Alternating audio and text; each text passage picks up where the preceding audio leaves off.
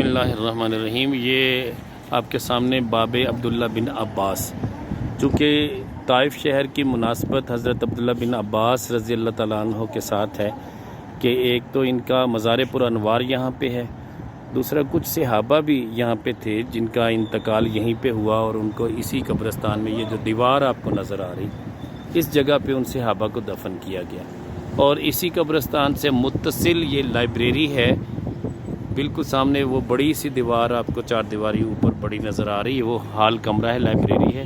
हज़रत अब्दुल्ला बिन अब्बास रज़ी अल्लाह तआला अन्हु जो कि मेरे करीम आका अलैहिस्सलाम के चचा के बेटे थे, उनकी लाइब्रेरी है, उसमें तफसीर अब्बास पढ़ी है।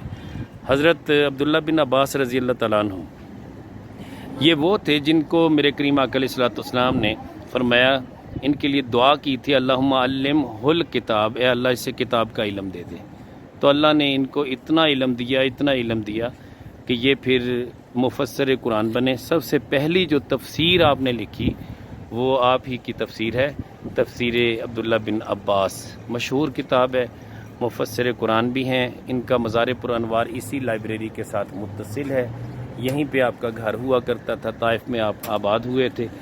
तो रवायत में आता है कि आपने ये फरमाया था कि चूँकि मक्का में हर गलती के बिना पे 1,00,000 गुनाह मिलता है, लिहाजा मैं आदाब को मलहूज़ खातर रखते हुए मुनासिब समझता हूँ कि मैं मक्का से दूर चला जाऊँ।